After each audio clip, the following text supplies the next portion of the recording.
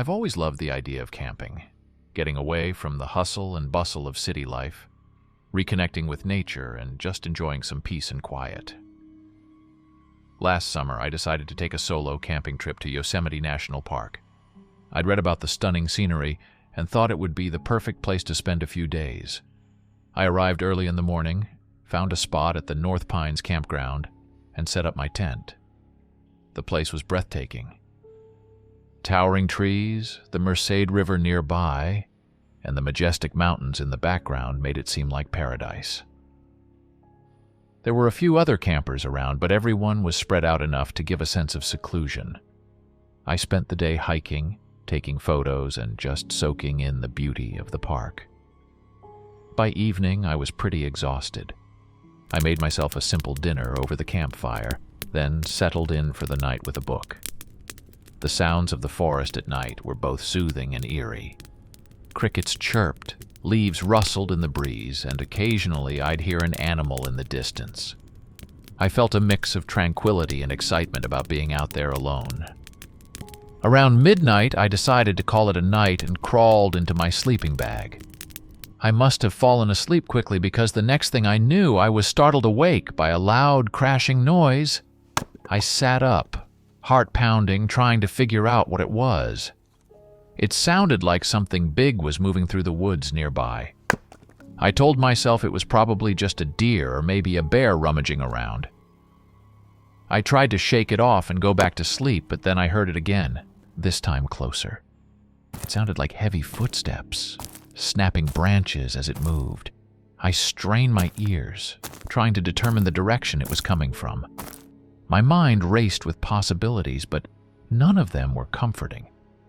The footsteps stopped, and for a few minutes, everything was eerily silent. Then I heard a faint, almost inaudible whispering. It was coming from just outside my tent. My heart was in my throat. I knew I was alone. No one else should be this close to my campsite. I sat perfectly still, listening, trying to make out what was being said. It was too quiet to understand, but it sent chills down my spine. I felt a cold sweat break out across my forehead. Suddenly, the footsteps started again, this time circling my tent. I could hear whoever it was moving slowly, deliberately, crunching leaves underfoot. I held my breath, praying they would just go away. Then the footsteps stopped right by the entrance to my tent. I could see the faint shadow of someone standing there through the fabric. Time seemed to stretch out endlessly as I sat there too terrified to move. Finally, the shadow moved away, and I heard the footsteps retreating into the woods. I let out a shaky breath, but I knew there was no way I was going back to sleep. I stayed awake, clutching a small knife I'd brought with me for cooking, listening intently for any sign of the intruder's return. The rest of the night was quiet. As soon as dawn broke, I packed up my things as quickly as I could.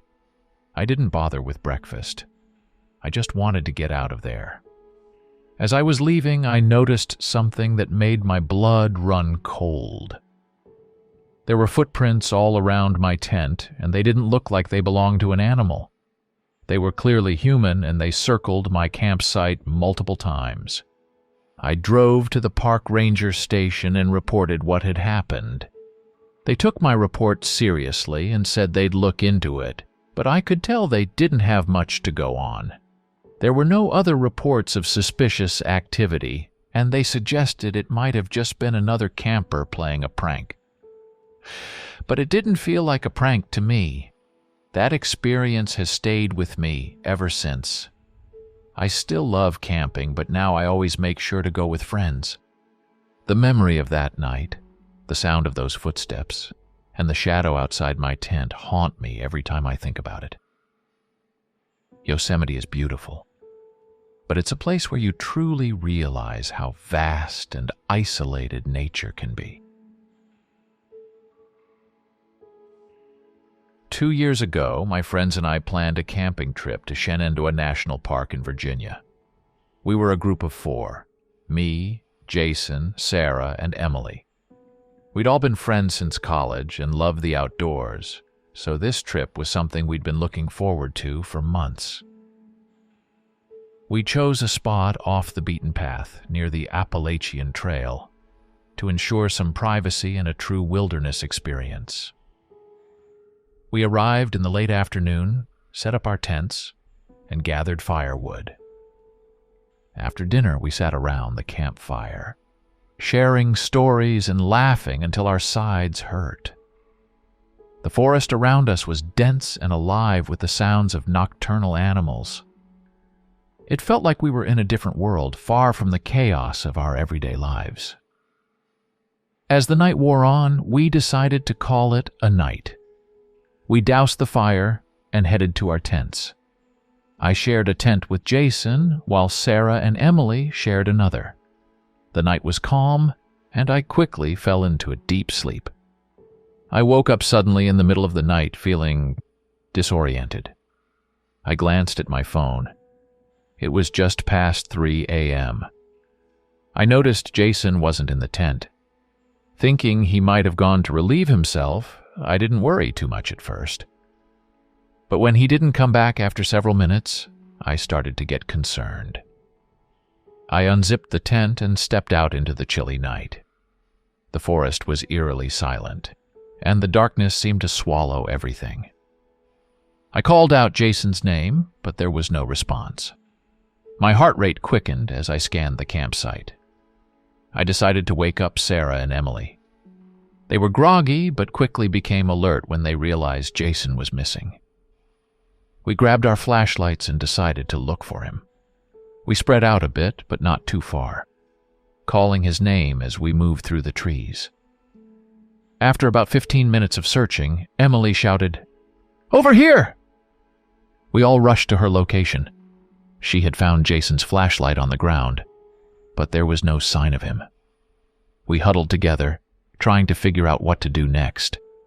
The rational part of me wanted to believe he'd just wandered off and gotten lost, but the longer he was gone, the more worried I became. Sarah suggested we head back to the campsite and wait until daylight to search further. Reluctantly, we agreed. Back at the campsite, none of us could sleep. We sat in silence, the fire we'd rekindled providing little comfort. Hours dragged by until the first light of dawn began to filter through the trees. We wasted no time and began our search again, this time fanning out in a wider circle. After a couple of hours, we found Jason. He was sitting at the base of a tree, looking dazed and confused. Relief washed over us as we rushed to his side. He was physically fine, but he seemed disoriented and couldn't remember how he had ended up so far from the campsite.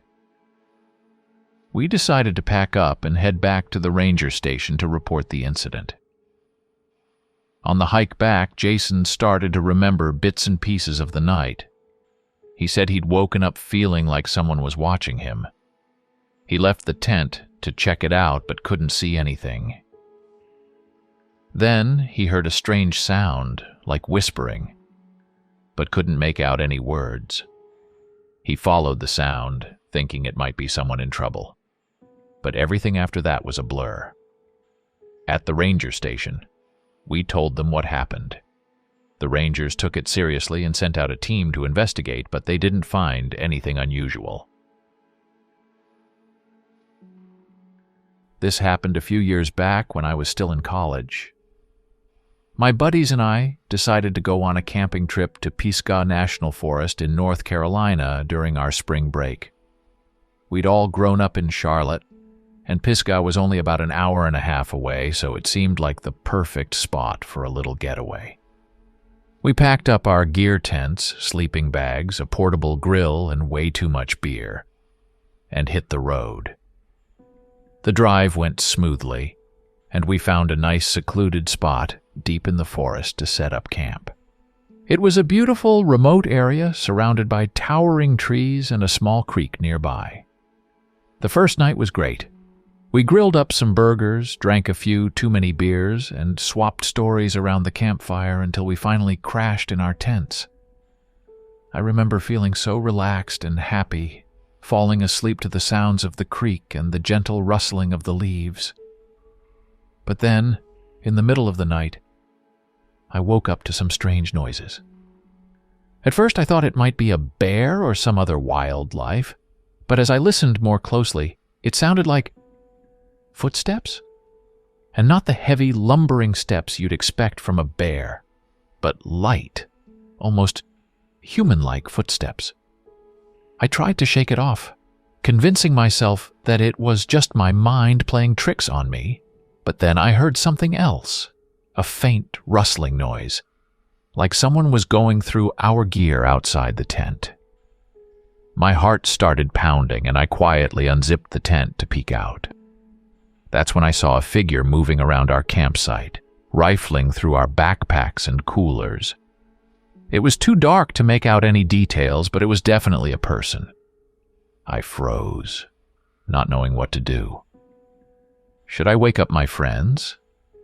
Confront the intruder? Before I could decide, the figure suddenly stopped and turned towards our tent. I quickly zipped the tent back up, my hands trembling.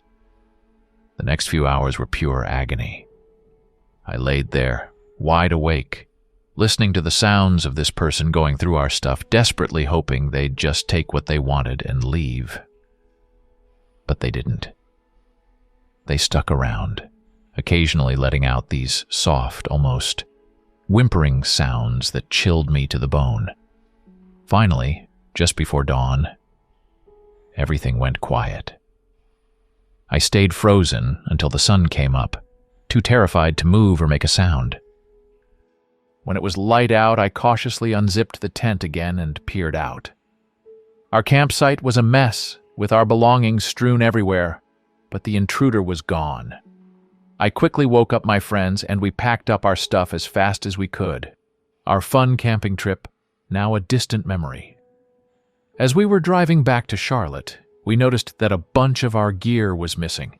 Our portable grill, a couple of backpacks, and even one of our tents.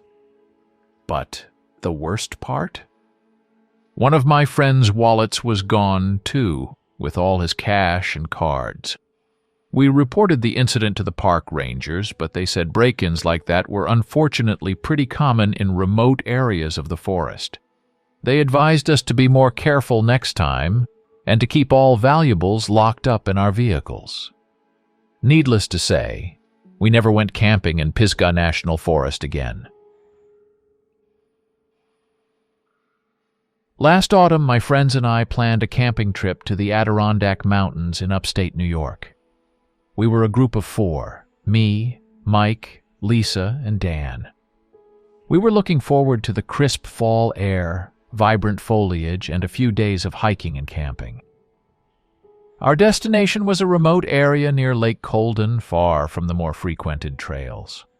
We arrived in the early afternoon, set up our tents, and spent the day exploring the area.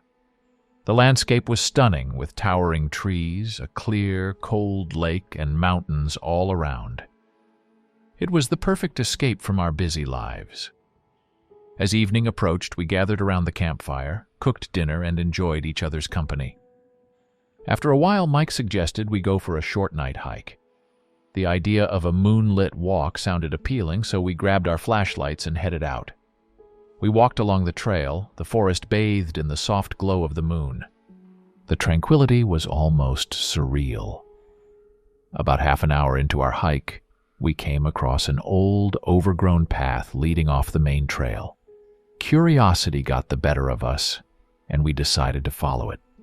The path was narrow and barely visible under the thick canopy of trees. After walking for about 10 minutes, we stumbled upon an old, abandoned cabin. The cabin looked like it had been deserted for years.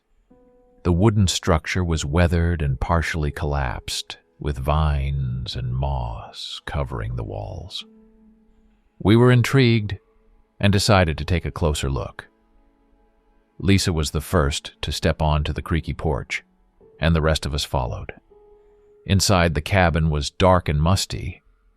Our flashlights revealed dusty furniture, old photographs on the walls, and remnants of someone's life long ago. It felt eerie, like stepping into a time capsule. We split up to explore the small space. Dan found a rusty old lantern and managed to light it, casting a dim glow around the room. As we were looking around, Lisa found a journal on a rickety table. The pages were yellowed and brittle, but the writing was still legible. It belonged to someone named Harold who had lived in the cabin decades ago. The entries detailed his life in the wilderness, but as we read on, they took a darker turn. Harold wrote about strange noises at night, feeling watched and seeing shadowy figures in the woods. We were engrossed in the journal when we heard a noise outside. It sounded like footsteps, but none of us were moving. We turned off the lantern and flashlights, plunging the cabin into darkness. We stood still, listening. The footsteps grew louder, approaching the cabin. My heart pounded in my chest as I strained to see through the darkness. Suddenly, the footsteps stopped right outside the door. We held our breath, waiting. Then, a loud thud echoed through the cabin, as if someone or something had slammed against the door. We stood frozen in fear, not daring to move. After what felt like an eternity, the door creaked open slowly. Mike, who was closest to the door, shone his flashlight towards it. To our surprise, there was nothing there. The doorway was empty and the forest beyond was silent. We decided it was time to leave. Quickly gathering our things, we made our way back to the main trail, constantly looking over our shoulders. When we finally reached our campsite, we were all shaken. We tried to rationalize what had happened. Maybe it was an animal or our imaginations playing tricks on us. But it didn't feel right. We spent the rest of the night huddled around the fire, too scared to sleep. The next morning, we packed up and left the campsite earlier than planned. On the way out, we stopped by a ranger station and told them about the cabin and our experience. The ranger listened carefully and then told us that many people had reported strange occurrences near that cabin over the years. It was said to be haunted by the ghost of Harold, who had mysteriously disappeared one winter and was never found. Thank you for watching. If you found these stories gripping, don't forget to subscribe for more spine-tingling content. For another hair-raising tale, check out our suggested video. And if you're hungry for more eerie encounters, dive into our playlist featuring similar chilling narratives.